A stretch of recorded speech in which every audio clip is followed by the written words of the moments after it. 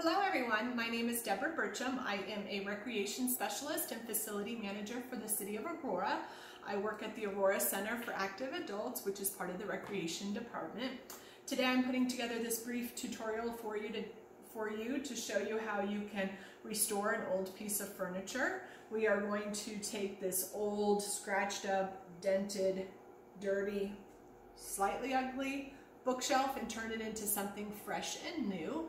I want to have a disclaimer that I am not a professional furniture restorer. It's just my hobby. It's something I do on the side that I love to do and create. I started, like I said, about 5 or 6 years ago. I was on the internet and I came across a woman who had bought this dresser from an old antique store, and it was all dented and scratched, and she made it into something so amazing that if you had purchased it in a store, it'd probably cost you anywhere from $500 almost all the way up to $1,000. It was so beautiful, and she did it less than $100, and I was like inspired, so I thought maybe I could do something like that.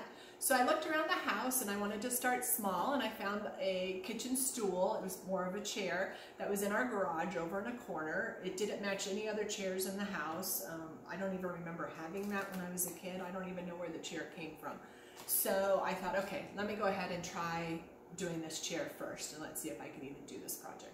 So I bought all the stuff, did the chair. It doesn't take very long because there's no sanding involved or stripping. You'll love it. It's very quick and easy. And I was amazed at how the chair came out. I still have that chair today. It is in my she room, which is my craft room in our house. And when people commented on it, I mentioned that I restored it, and they're amazed. I've done other things. I've gone on to bigger things. I have done end tables, large bookshelves. I've done sofa tables. I've done stools. You can't see it, but I did this kitchen table. It's a beautiful butcher block table that I found at a used online store and picked it up for $25 and turned it into a table that looks like the ones that are in the stores now. So hopefully you will enjoy my video. Again, I just do this as a hobby, and at the end I'll have my information online, and you can email me or call me and ask me any questions about the project that you're working on, and maybe I can give you some help. I'd be more than happy to. So we'll go ahead and go through, but I think the first thing I'm going to show you are some photos of the pieces that I've already done, some before and afters. Hopefully you enjoy that. We'll be right back and we will start this tutorial.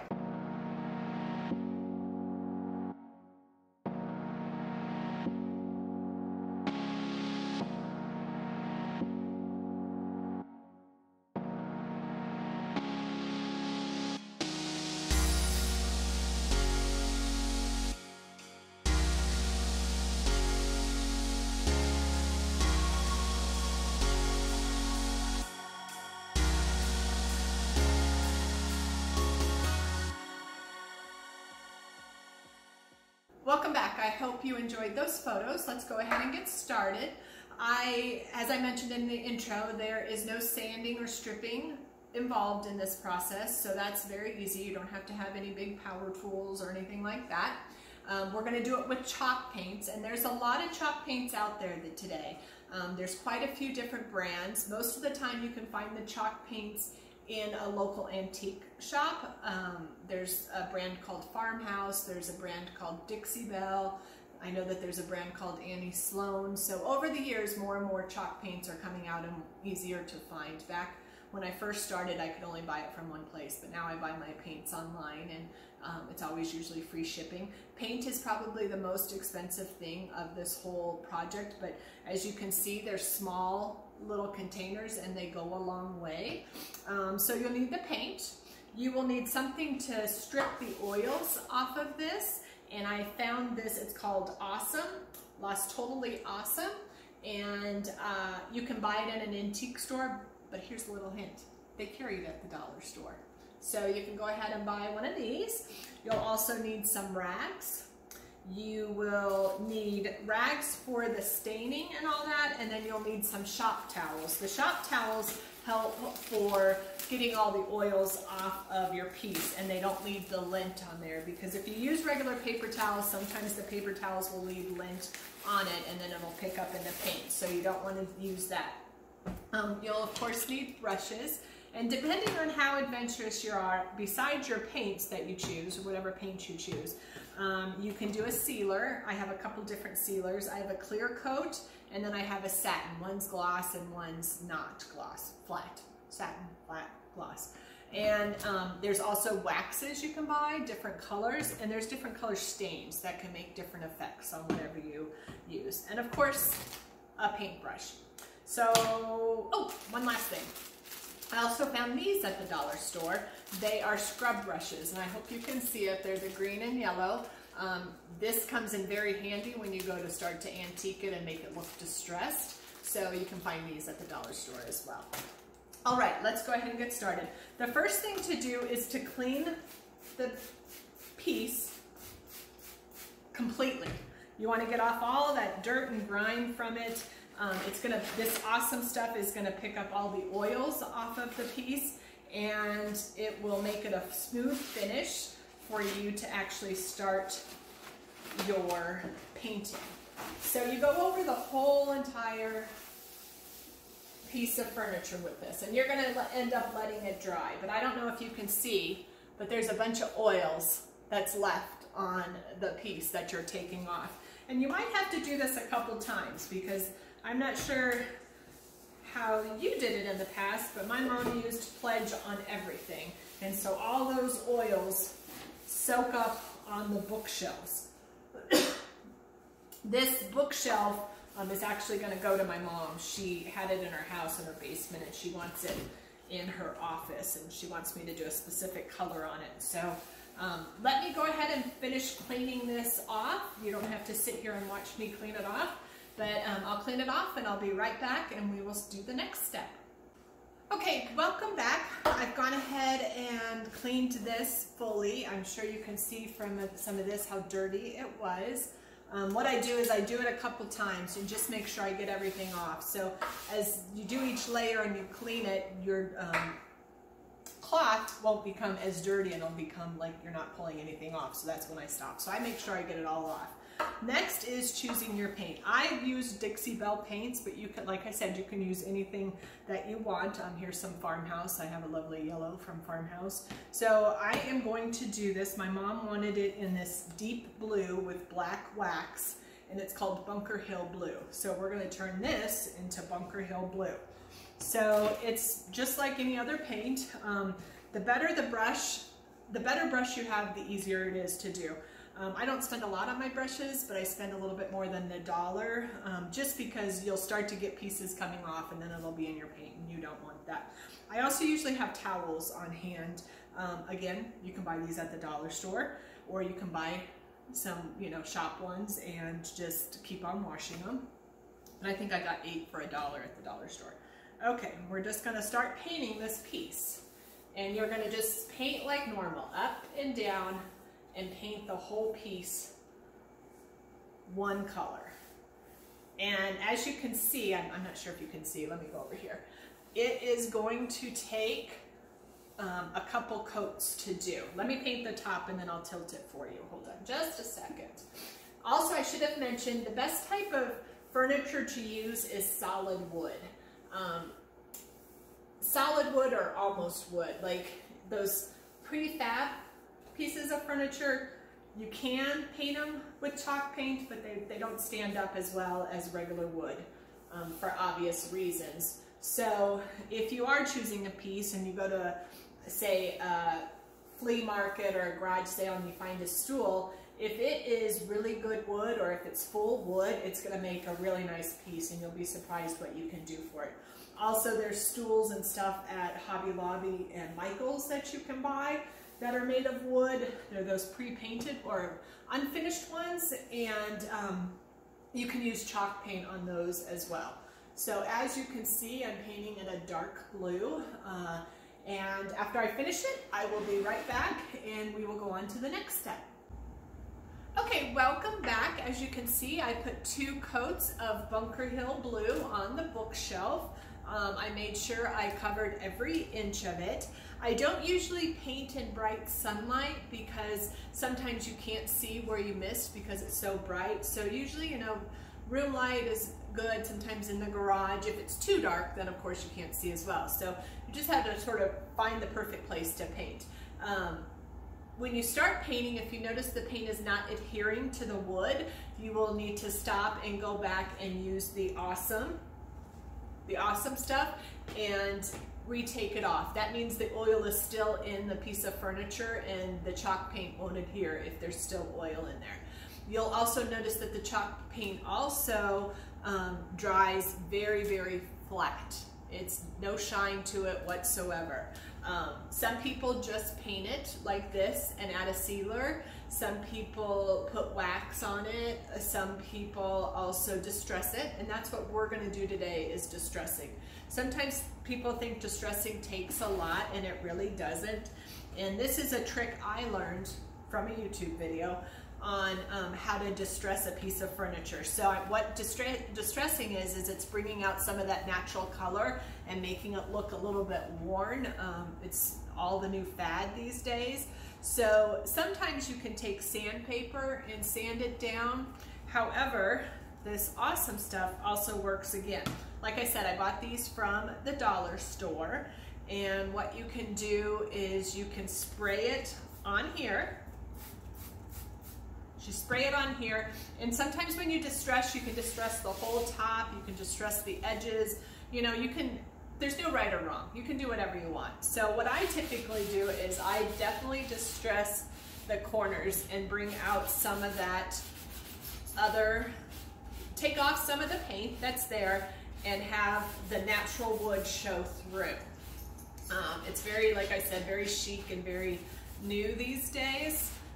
So if you can see, I'm going to do a couple more spots so you can see it, and I'll hold it up closer to the thing. You have to put a little muscle into it to get it to come off because that paint is on there. So you just keep on using the green side.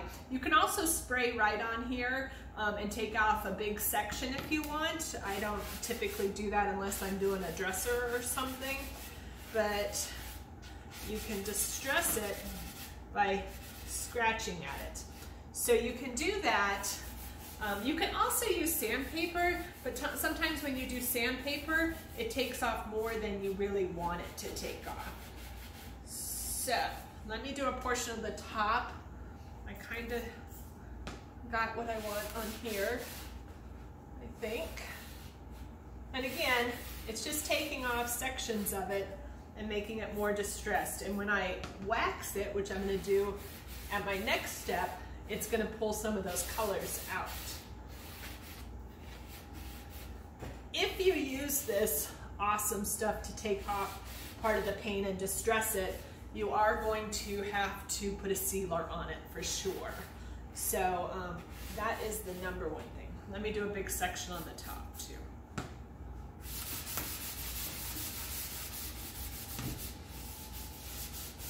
And it is a lot of muscle, lots and lots of muscle in it to get it distressed. All right, so that's what distressed is, and that is what distressed is not. I don't know if you can see the chunks coming off.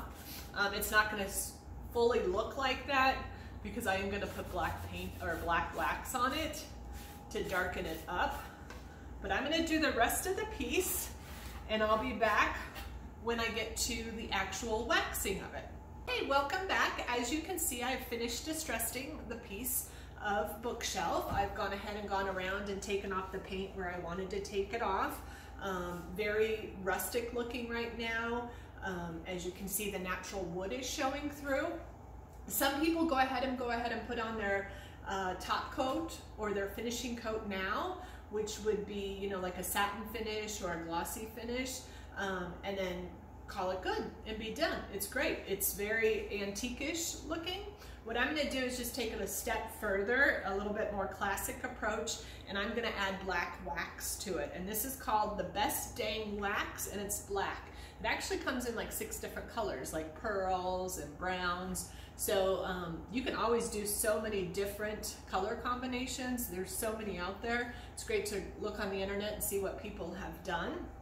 So I'm going to use this. I would suggest using towels that you're going to throw away, because this stuff is really sticky and it's really thick and it's going to ruin anything. So you can use shop towels if you want. You can use one of these. It doesn't really make a difference. But again, I would highly suggest throwing it away at the end. All right, so the wax is on there, and then you're just going to start rubbing it across where you want the wax. So I'm going to actually wax this whole thing, and I'm probably going to put 2 coats of wax on it to get it more dark and more of that classic finish. So this wax is really thick. It goes a long way. The more you rub it on, the more it comes off. So sometimes the best thing to do is to wax it on and leave it on. And if you want to take some off, you can surely take some off at the end. I'm going to flip this over and show you how much darker it makes it look. And hopefully you can see it. I don't know if the camera is going to be able to show it. But if you see one side where I've waxed it and this corner where I haven't, you can kind of see the difference, how it darkens it up a little. And again, it's going to have 2 coats on it, so it'll be even darker. You'll still be able to see the blue through it. And let me do the half of the front so you can see the difference between the 2 in the front. So hopefully the camera shows this, but you can see the difference between here and the difference between here. Adding more wax on it gets those areas that are stripped darker, and it also takes the paint to a darker color. If I had done a white wax, it would have lightened it up. So I'm going to finish waxing this, and I will be right back after it dries, and we will do the finishing coat. Welcome back, everyone. Okay, the last step to do is to put a sealer on this. The sealer will help keep the wax in and just give it a nice overall finish. I am going to select a satin finish, a clear coat satin finish. Again, there's so many things that I could have done to this. I did just something quick and easy, which was painting it blue, putting a black wax on it, and sealing it and distressing it. But I could have just put the blue on there and used a stain. This is a brown stain, and it would have given it a totally different look. So there's so many things out there that you can do. I could have also used a second color and highlighted certain sections of it, and I chose not to do that as well. So I'm going to go ahead and finish this up by putting the sealer on it.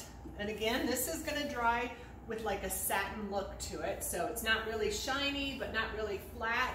It's going to give it a nice rich look to it.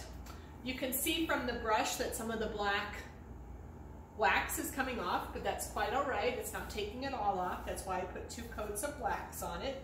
So I will go ahead and finish this up. At the end of the video, I'm going to give you a before and after picture, because I'm going to let this dry, because right now it's going on white, but will end up being clear. I hope that you enjoyed this tutorial. I did talk about that first piece of furniture that I ever did that I still have. It is definitely completely different than this, but let me go ahead and show it to you as well, because I'm so proud of it and I love it. Hopefully you can see it. If you can believe it or not, this used to be a black chair. It was jet black. And I switched it out to gray and teal, which is some of my favorite colors, and I painted it 2-tone.